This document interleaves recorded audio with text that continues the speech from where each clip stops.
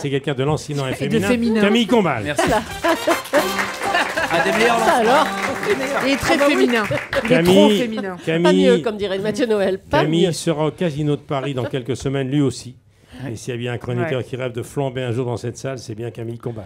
Ah bah oui, Michel. Je précise quand même aux gens qui nous écoutent, qui ne sont pas parisiens, qui connaissent pas Paris, le Casino de Paris, c'est une salle de spectacle, il faut le dire. Hein. Maxime ne va pas jouer entre une table de blackjack et un bandit manchot. Précisez. Entre nous, je ne sais pas qui a décidé d'appeler cette salle comme ça, mais c'est quand même confondant. Un casino, à un moment donné, le mot a été inventé pour un casino. Pourquoi il faut se compliquer la vie comme ça? C'est ça que je comprends pas. À un moment donné, un casino qui ouvrira à Limoges, par exemple, il s'appellera Casino de Limoges. Il s'appellera pas MJC Jacques Brel, par exemple. Sinon, les gens ne s'y retrouveraient plus. Déjà, avec votre nom, vous pouvez un petit peu confondre les gens, vous, Maxime. Vous, par exemple, vous appelez Le Forestier, on peut le dire. Et pourtant, je suis sûr, vous connaissez pas un seul bon coin à champignons. Entre nous, vous voyez ce que je veux dire? Très bien, Vous Camille. avez de la bravo. chance quand même, merci, parce que Je votre t'en nom prie. ne vous gêne pas, merci, ouais. Ne vous gêne pas pour votre métier en fait. Parce que c'est vrai qu'il y a des noms qui pourraient être plus gênants. Je pense par exemple, je sais pas si vous êtes chirurgien et que vous appelez Le Boucher. C'est un peu plus compliqué. Pareil, je pense à tous les Dutroux qui voudraient bosser dans la petite enfance. Oui. Ça va être un C'est petit peu écrit, ça. compliqué pour vous. Ouais, c'est écrit, ouais.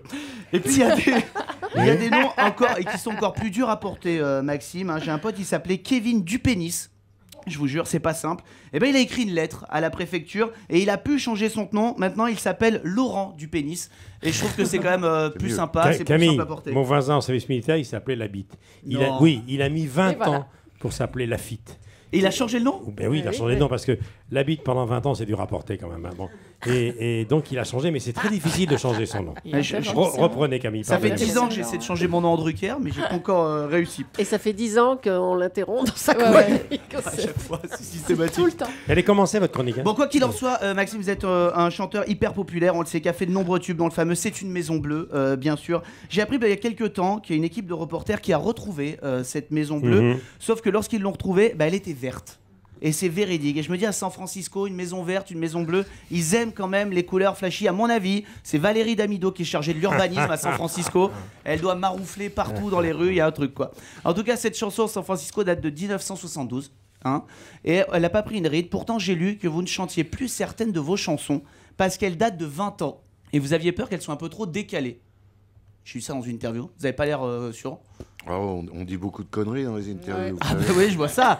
Dans les chroniques aussi. hein. Ouais, c'est vrai. Mais en même temps, je me mets à votre place. C'est vrai qu'une chanson dont les paroles seraient je bois du temps, je surfe sur mon Minitel, j'appelle ma copine pour qu'elle regarde Croque Vacances, ça serait quand même un peu daté. En tout cas, il faut souligner que vous êtes un artiste engagé. Il y a quelques années, vous êtes fermement prononcé en faveur de la loi Hadopi contre le téléchargement de la musique, bien sûr, ce qui vous a valu d'être pas mal embêté par des pirates informatiques qui ont piraté vos blogs, tout ça. Alors pour nos auditeurs qui ne connaissent pas, un pirate informatique, je vais expliquer ce que c'est. C'est un mec qui est capable de piloter la fusée Ariane depuis son téléphone portable, mais qui est incapable de faire fonctionner un lave-vaisselle.